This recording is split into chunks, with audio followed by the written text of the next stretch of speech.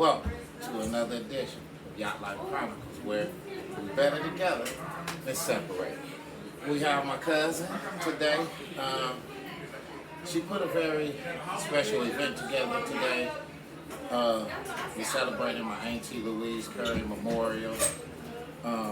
She wanted us as a family to come out and support and celebrate, her memorial. Why is it so important, man, to keep celebrating my auntie, which is your mother? The reason why it's so important is because if we don't celebrate, then we continue to mourn. We have to remember and celebrate the years that the Lord gave us to have Him. Right. Some people were born and right away left, but God blessed us with 68 years. So we celebrate that, the life that she had, the legacy she left. My mom was a legend. So. Right, she was. And, very interesting woman, very interesting life, and the thing about my auntie is that my auntie was deified and she was revered by so many people. She had a lot of love, and auntie also gave a lot of love. Yes, she did. So with that same love, she has left that to her oldest daughter, which is my oldest cousin, and she left her a lot of things to go on as to where she can be a ray of light for other people. She came from a street world, she's a minister now, she's changed her life, she had a rebirth. I wanted to just talk to you about the time in the day, the hour. Do you remember when God called you and you just said, this life that my old life, it's time for me to give that up and it's time for me to walk into my new life? I remember that day very clearly. I had went to church one Sunday morning, but before that, what got me to that point was the fact that my daughter was growing up, and I was seeing me and my daughter, and no matter how you live your life, you always want different for your kids. Right, yeah. And so when I saw her, living like that, it brought me to my knees. And I wanted to change my ways and do different because I wanted different for my kids. Right. So what you saying that you had seen your kids going down a certain path, yes. And you said, I got to step up and I have to be more of a leader as to where that I can train them up and I can be the role model that they need in their life in order, because because of what a lot of parents don't understand is that whatever you promote around your kids, that's 9 times out of 10 what your kid is going to become. What's being promoted around your kid. So you have to be cautious and you have to be careful about the things that you promote around your kids. And what my cousin is saying, that she's seen some negative things going on in my cousin's life, in which she felt like she had to change herself, and how did that change impact your daughter's life? So, one of the things I wanted to say before we get to the fact of how did that impact her life was that my mom used to say something to me, but once I changed my life, I understood that it's like a saying. We all say, we tell our kids, do as I say. Right. Not as I do. Don't do as I do. Right. But when you got children and they watching you, their children are imitators of you. Whatever you're doing, they're paying attention to it, and that's what they're gonna do. Right. So I saw I was a heavy marijuana smoker, and I saw my daughter, at a young age begin to take up the same traits that I had, and then she left home for like 3 days. So then when I changed my life, everybody thought, something must be wrong. She must be going crazy or something. But after I did change my life, I did see a difference in my kids. I mean, they're not perfect. Right. But you've seen a transition within them as well. Following your transition. Right. So, and I know your transition has had an impact on not only your kids' life, but like a lot of your family, a lot of friends, and different people. What I wanted to talk to you about is that, what are some of the things, like going through your transition, what were some of the things that helped you get through that transition where you could have easily said, gave up? Because I know it was a struggle, I know it was hard. When you was in this habitual state doing the same thing over and over and over, and you had to get rid of those old negative habitual ways, for something positive and new. So what I wanted you to explain to my viewers out there is people always looking at when they change or when they make a transition, they looking at what they giving up. They never look at what they gain. So can you talk to us about the gain of it, far as what you gave up? So one thing I realized that I was gaining was that a generation was starting to follow me. Okay. And so I started to realize if I fall, if I give up, a generation falls. Wow. Right. So once I figured that out, sometimes, some of the times got hard. I wanted to quit. I wanted to throw in the towel. But I understood if I throw in the towel, all the people that's watching, my family, my children, and outside people who throw in the towel. So I had a drive because my passion has always been to help somebody else. Right. And if I could just help one person, I'm satisfied. Right. So I'm looking at all these people and I'm watching these people watch me and I'm watching them want to do better as I do better. So I felt like, okay, you gotta keep going. And one thing, my mother, she always pushed me. She always said, I'm proud of you. And I wanted to keep making her proud. Right. I wanted to keep making her proud. And still to this day, after her passing, you know what I'm saying, you still want to make your brother proud, my auntie proud, and that gives you that gives my cousin that invigoration, it gives her that energy, it gives her that stimuli that she needs in order to keep going. A lot of people during, when the loved one or their family member, especially a parent, die, what happens is that things inside the child, things inside the siblings, things inside the family members die as well. Right. And they don't know how to keep going.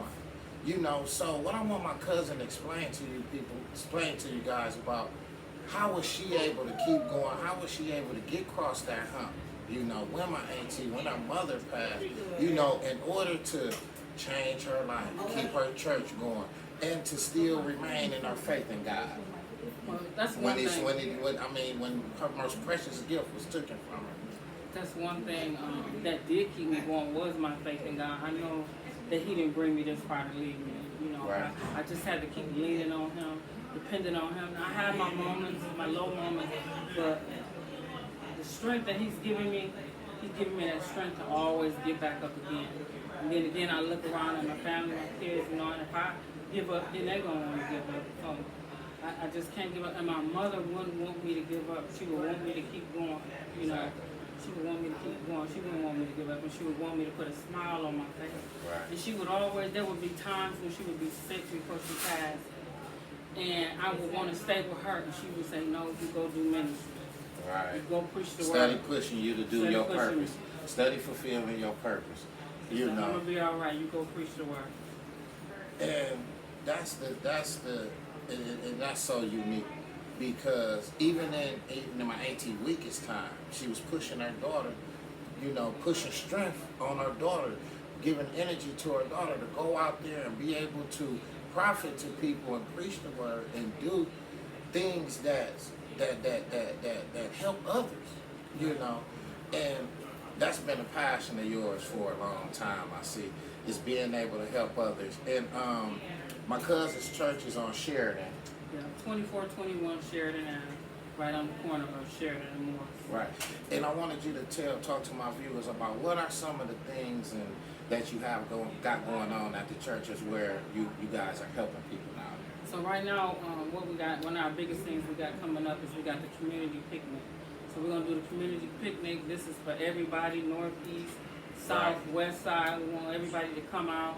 We're gonna have bounce houses for the kids, dunk tanks, snow cones, cotton candy. We're gonna do hot dogs, Polish sausages, free And what food. day is that? That's gonna be July the 24th. July And, 24th. along with that, there'll be a table. If you need prayer, you can get prayer. If you just want to come and enjoy, fellowship, get to know the community. Right. We're gonna have some people out there that's doing things in the community too, and so people can network. Right. We want to bring something to the community on a positive note. There's been so much negativity. Right. We want to bring something positive to the community. Bring the community together in unity. Right. I always hear you say we better together, and They're we separated. are better. Yeah, you're right. We're better together than separated, because if we separated, we can't get nothing done. Can't get to know you, you can't get to know me. We need to, we have to harmonize with people, and especially we have to harmonize in a struggling community, And that's the only way we're going to be able to uplift the community and be able to put some upgrades in it is for the people to come together. Right. You know, we can't be separated. And I'm glad that my cousin is throwing this community event because I'm a fan of community events. You know, I love community events, man. I love the vibe, and I just love the different feel of the different tables and the different vendors, and I mean, I just with the kids, bringing the kids out. So y'all come out on the 24th. That's where at now? That's going to be at the old Weber lot where Weber School, Weber Elementary was, and Weber Junior High. All that field, we're going to have tents out there, bounce houses, you name it, we're going to have it out there. Okay. Come out, bring the kids, bring the family, come out and enjoy. Right. And then we're going to have some live music. Live music. We're going to have live music out there also. So, yeah. So, we just want to take a step back for a minute, like, and we want to ask you, because there's so many, you know, there's no instructions on life, you know, and, I mean, people lacking discipline. People lack a lot of education. They, you know, lack emotional control, self-control. I mean, there's a lot of loose behavior in this world today. Right. And you being a leader that you are, being a pillar in your family, being a leader at your church, you know, just being a leader within the community. You know, what do you tell some of these people out there that don't have no grip on life? You know, that's living a real loose, you know, lack of discipline, lack of self-control, no emotional obedience, things of that nature, being pulled this way, being pulled that way, having nothing to stand on, and not just having a purpose in life as to where they can have some type of sense of direction. So I wanted you to talk to my viewers out there about that. So a lot of times what I find is that people are looking for love and peace in all the wrong places. Right. You cannot get that love, and nothing can fill that void but God. Right. God is the only one that can bring us peace. He gives us that love that's unconditional. Right. So a lot of times men, women run around looking for love, and then when they don't get the love that they wanted in return, Right. they act out. They act out. And a lot of times, a lot of people go around looking for love, but they don't know how to love. And Right. first of all, they don't love themselves. There you go. You know, so it's so important for us to be able to love ourselves first before we can love anybody else. Because, like she said, we're looking for love in all the wrong places. You know, when you're a person who's caring, when you're a harmonious person, when you're a giving person, when you are a person who put others before you, you know, you will find that compatibility of love. You know what you're looking for. That's right. You know, you know, as far as like, because like relationships, there's so many incompatible people. So in relationships and in incompatibility, when you love yourself and you find that somebody is not compatible with you, Right. They're not who you thought you were, if you love yourself, you're more freely to let it go. But when Right. you don't love yourself, you continue to hang on to it. Right. So that's where that loving yourself come in at. Once you love yourself, you know who you are, you know what you bring to the table. And if that person can't give you what you're giving in return, Right. or match your love, you know Yeah. how they talk about matching energy. Energy. But in relationships, you need somebody to match your love. Yeah. And if you can't match my love, Right. I love myself enough to walk away. Exactly. And with loving yourself comes that confidence to be able to Right. walk away.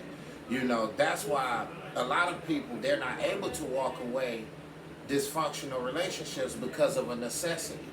I don't have a car, so I need his or Right. her car. I don't have a home, so I need to stay with her. I don't have money. So now I'm dealing with this person out of necessity Come on. instead of love. Right. You know, so how big is that to be able to decipher that and be able to have that confidence to know that, okay, even if this dysfunctional relationship is not working, I have to love myself to walk away, because once I let this dysfunctional relationship take control of me, then I'm going to be mentally broke down. I'm going to be mentally debilitated.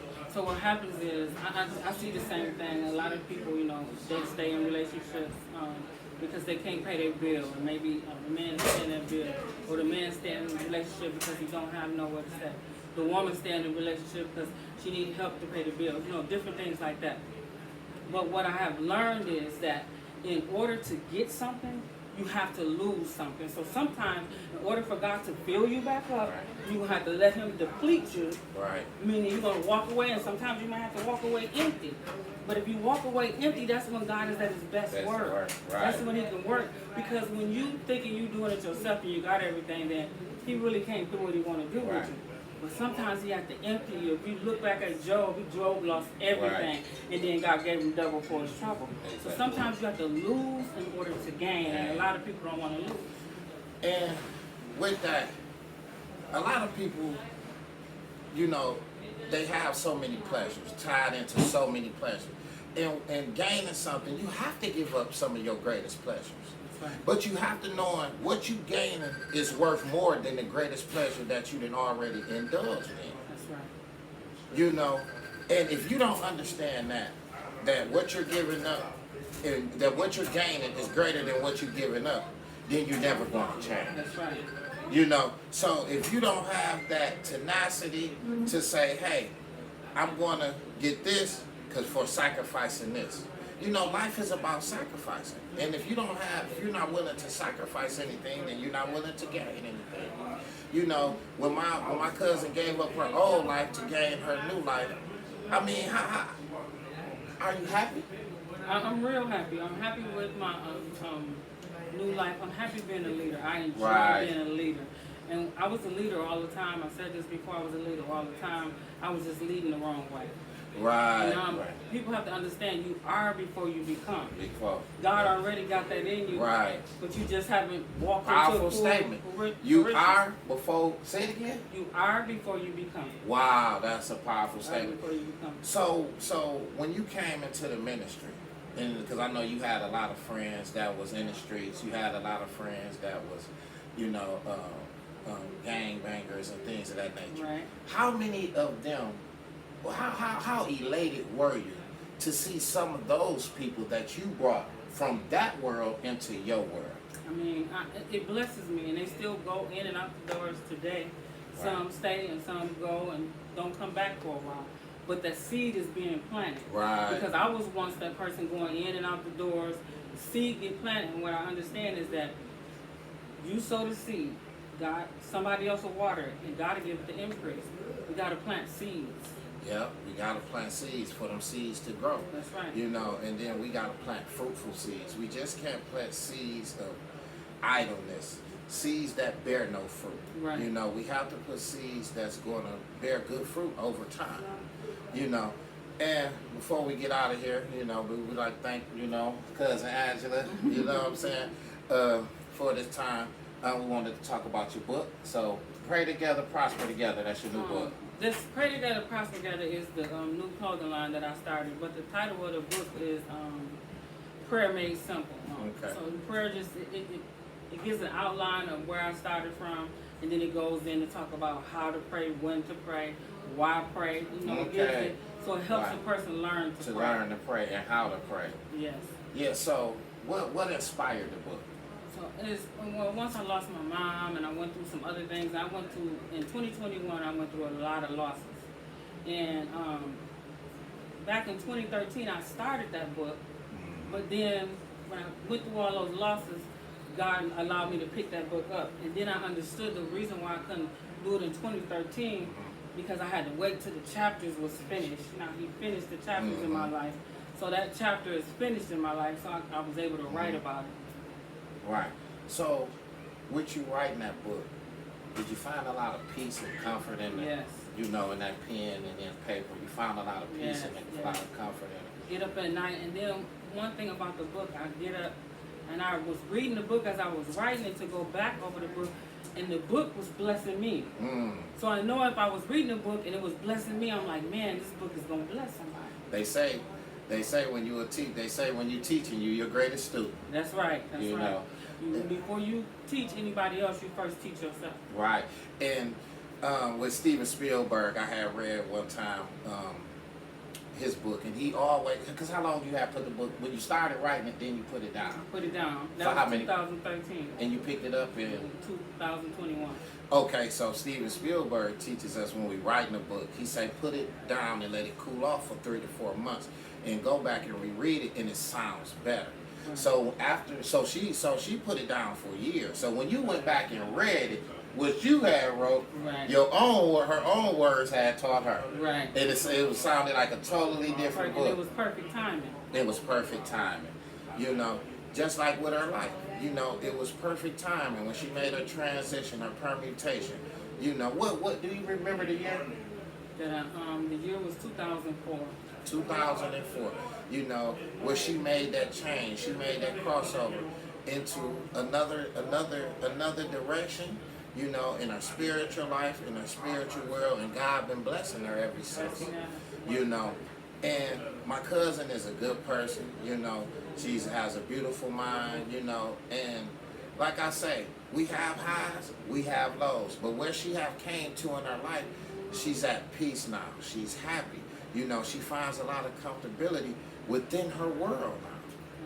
You know, and that's what a purpose is all about. And I try to teach my viewers, when you have a purpose in life, you find that peace, you find that comfortability, you find that tranquility that you need, because now you know in what path to walk, just like my cousin. So, before we get out of here, we're going to ask my cousin just to leave us with some words of enlightenment, and just give us some things on being able to move forward. So, I don't care what you're going through, whatever you're going through, get up, dress up. If you look good, you feel good. Get up, put you some clothes on, dress up, say a prayer when you get up in the morning, and let God lead your day. Don't never give up, don't never throw in the towel. Keep going forward. Great things lie ahead of you, but you can't get to them if you stay stuck. If you stay still. In order to get to it, you gotta move. You gotta move. You gotta move. Yeah. And like she said, you gotta get up, you gotta get dressed, you gotta get out the house, you gotta, network with people, you gotta harmonize with people, you gotta get into your community, and you gotta socialize, get into the different community programs, and like she said, just having a purpose. So the theme of my show is "We're better together than separated." Give me some of the thoughts of that. Just give me some of your thoughts on that. So if you pay attention, the enemy always runs separation, even in couples, in families, because when people are together, a lot of things happen because everybody got different. They got different mindsets. So this one can get this done.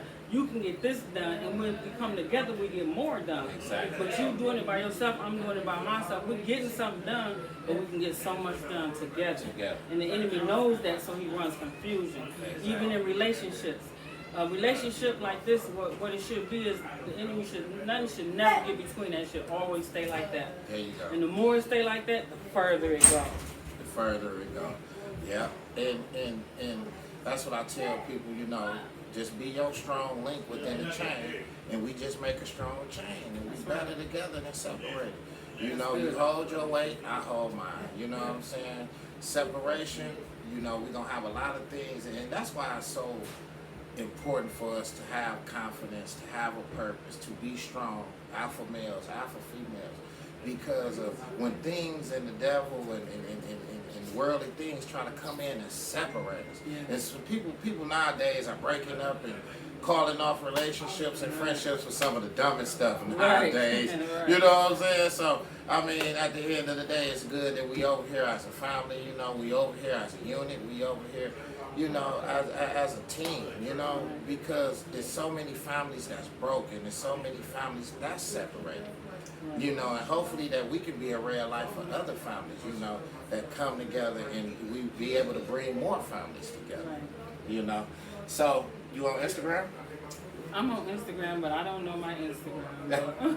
Okay. I have followers on Instagram. I just by chance got on Instagram, but I am on Facebook. You look for me on Facebook. Greater Impact is the church page, and then I'm Angela Curry Parks, and I have Angela Parks, and I'm on there a lot, and I like to encourage people and lift people up. So, right. And I get a lot of inboxes and calls in my inboxes. How to get to God, and I get great joy out of doing it. Right. So it's never a bother to me when people contact me and want to know how to get closer. You always got time. I got time for that. So when I don't have time for foolishness. Right. But I got time for that. Right. So where can they get your book at? you can go on Amazon and get my book, Simply the Power of Prayer by Angela Potts. Just go, and you can go on Barnes and Noble. Okay. Well, that's another edition of YatlifeChronicles where we're better together than separated. You can catch me on YouTube, YatlifeChronicles, Instagram, YachtLife1976, and Facebook at 42 YachtLife. Once again, thank you guys for tuning in. This is another show of YatlifeChronicles.